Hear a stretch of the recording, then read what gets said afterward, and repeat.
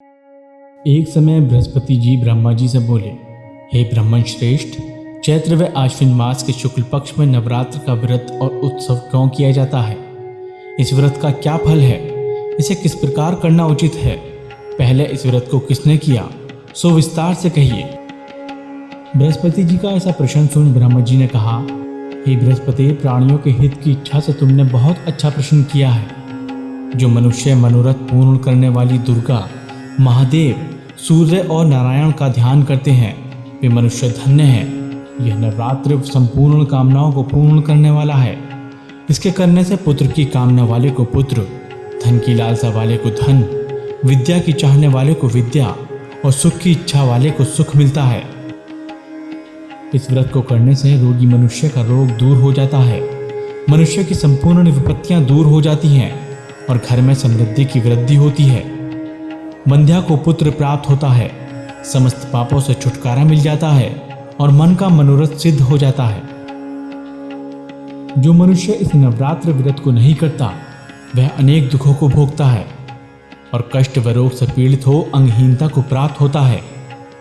उसके संतान नहीं होती और वह धन धान्य से रहित हो भूख और प्यास से व्याकुल घूमता फिरता है तथा संज्ञाहीन हो जाता है। जो सधवा स्त्री इस व्रत को नहीं करती, वह पति सुख से वंचित हो नाना सुखों को भोगती है।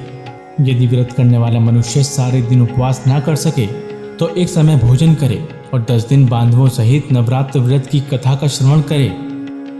हे बृहस्पति, जिसने पहले इस महाव्रत को किया, वह कथा मैं तुम्हें सुनाता हूँ, तुम सावधान होकर सुनो। इस प्रकार ब्रह्मा जी का वचन सुनकर बृहस्पति जी बोले, हे ब्राह्मण, मनुष्य का कल्याण करने वाले इस व्रत के इतिहास को मेरे लिए कहो, मैं सावधान होकर सुन रहा हूँ। आपकी शरण में आए हुए मुझ पर कृपा करो। ब्रह्मा जी बोले, प्राचीन काल में मनोहर नगर में पीठित नाम का एक अनाथ ब्राह्मण रहता था। वह भगवती दुर्गा का भक्त था। उसके संपूर्ण सद्गुणों से युक्त सुमति नाम की एक अत्यंत सुंदरी कन्या उत्पन्न हुई। वह कन्या सुमति अपने पिता के घर बाल्यकाल में अपनी सहेलियों के साथ क्रीड़ा करती हुई इस प्रकार बढ़ने लगी जैसे शुक्ल पक्ष में चंद्रमा की कला बढ़ती है। उसका पिता प्रतिदिन जब दुर्गा की पूजा करके होम किया करता, वह उस समय नियम से वहां उपस्थित रहती। एक दिन सुमति अपनी सखियों के साथ खेल में लग गई और भगवती के पूजन में उपस्थित नहीं हुई।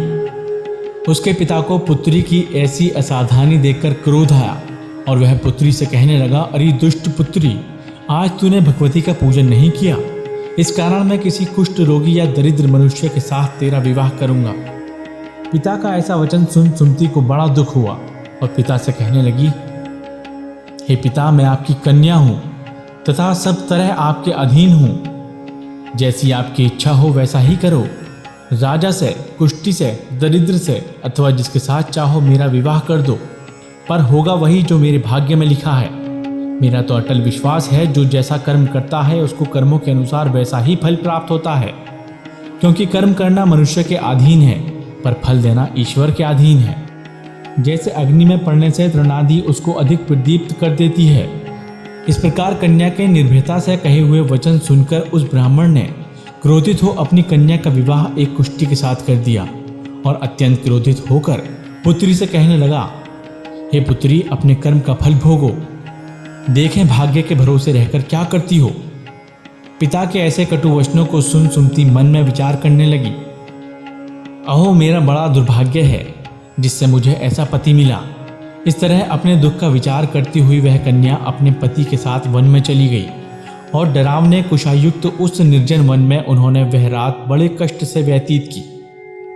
उस गरीब बालिका की ऐसी दशा देख देवी भगवती ने पूर्व पुण्य के प्रभाव से प्रकट होकर सुमति से कहा, हे दीन ब्राह्मणी, मैं तुमसे प्रसन्न हूँ, तुम जो चाहो सो वरदान मांग सकती हो।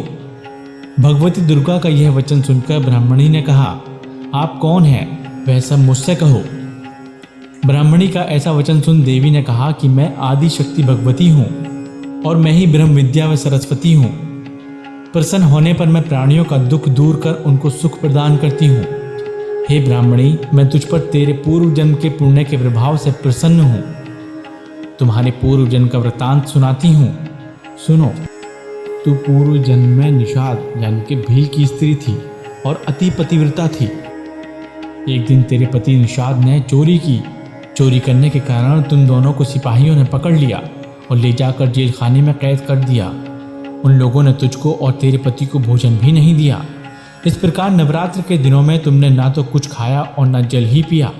इस प्रकार 9 दिन तक नवरात्र का व्रत हो गया। हे ब्राह्मणी, उन दिनों में जो व्रत हुआ, इस व्रत के प्रभाव से प्रसन्न होकर मैं तुझे मनोवांछित वर देती हूँ। तुम्हारी जो इच्छा हो सो मांगो।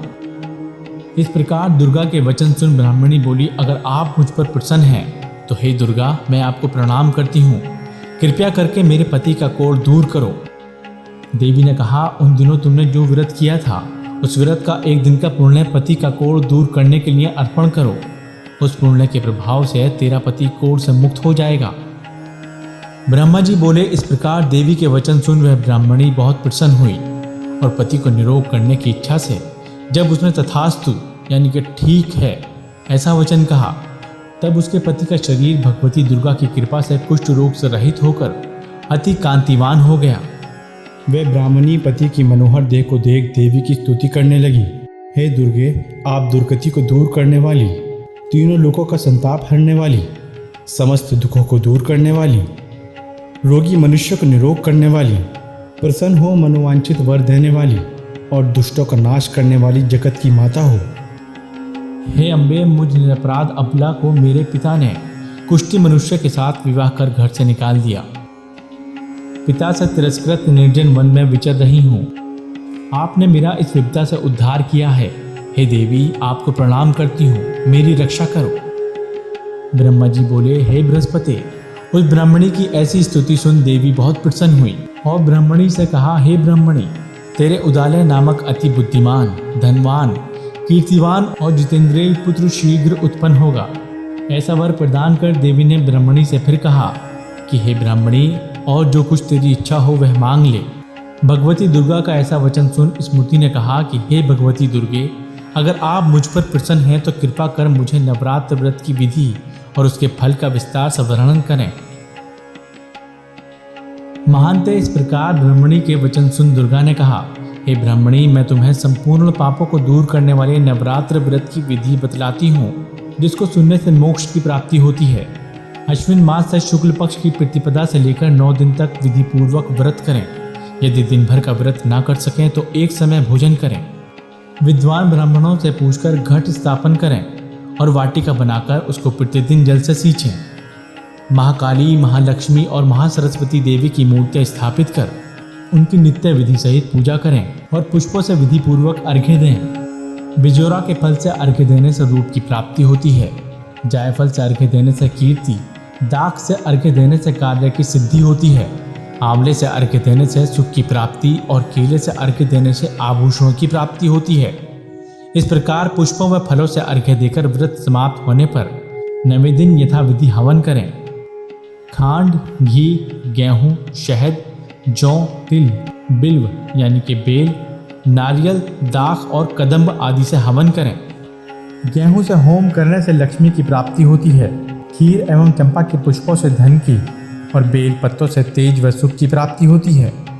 आंवले से कीर्ति की और केले से पुत्र की, कमल से राज सम्मान की और दाखों से संपदा की प्राप्ति होती है। खांड, घी, नारियल, शहद, जौ और तिल तथा फलों से होम करने से मनोवांछित वस्तु की प्राप्ति होती है। व्रत करने वाला मनुष्य इस विधि विधान से होम कर आचार्य को अत्यंत नम्रता के साथ प्रणाम करे और यज्ञ की सिद्धि के लिए उसे दक्षिणा दे। इस प्रकार बताई हुई विधि के अनुसार जो व्यक्ति व्रत करता है उसके सब मनोरथ सिद्ध होते हैं। इसमें तनिक भी संदेह नहीं है। इन 9 दिनों में जो कुछ दान आदि दिया जाता है उसका करोड़ों गुना फल मिलता है। इस नवरात्र व्रत करने से अश्वमेघ यज्ञ का फल मिलता है। हे ब्राह्मणी, इस संपूर्ण कामनाओं को पूर्ण करने वाले उत्तम व्रत को तीर्थ, मंदिर अथवा घर में विधि के अनुसार करें। ब्रह्मा जी बोले, हे बृहस्पति, इस प्रकार ब्राह्मणी को व्रत की विधि और फल बताकर देवी अर्थ ध्यान हो गई। जो मनुष्य या स्त्री इस व्रत को भक्ति पूर्वक करता है वह इस लोक को सुख प्राप्त कर अंत में दुर्लभ मोक्ष को प्राप्त करता है। हे बृहस्पति, यह इस दुर्लभ व्रत का महात्म्य है जो मैंने तुम्हें बतलाया है। यह सुन बृहस्पति जी आनंद से प्रफुल्लित हो ब्रह्मा जी से कहने लगे कि हे ब्राह्मण, आपने मुझ पर अति कृपा की जो मुझे इस नवरात्र व्रत का महात्म्य सुनाया। ब्रह्मा जी बोले कि हे बृहस्पति, ये देवी भगवती शक्ति संपूर्ण लोकों का पालन करने वाली है। इस महादेवी के प्रभाव को कौन जान सकता है? बोलो देवी भगवती की जय। व्रत की विधि प्रातः नित्य कर्म से निर्वत हो स्नान कर मंदिर में या घर पर ही नवरात्र में दुर्गा जी का ध्यान करके यह कथा करनी चाहिए। कन्याओं के लिए यह व्रत विशेष लाभदायक है। श्री जगदम्बा की कृपा से सब विघ्न दूर हो जाते हैं तथा सुख समृद्धि की प्राप्ति होती है। प्रार्थना। हे परमेश्वरी, मेरे द्वारा रात दिन सहस्त्रों अपराध होते हैं। यह मेरा दास है, समझकर मेरे अपराधों को क्षमा करो। हे परमेश्वरी, मैं आह्वान, विसर्जन और पूजन करना नहीं जानता, मुझे क्षमा करो। हे सुरेश्वरी, मैंने जो मंत्रहीन, क्रियाहीन, भक्तियुक्त पूजन किया है वह स्वीकार करो। हे परमेश्वरी, अज्ञान से, भूल से अथवा बुद्धि भ्रांति से जो न्यूनता अथवा अधिकता हो गई है उसे क्षमा करिए तथा प्रसन्न होइए। ओम ह्रीं क्लीं चामुंडाय विच्चय नमः। मनोकामना सिद्धि के लिए इस मंत्र को 108 बार या सुविधानुसार जाप करें।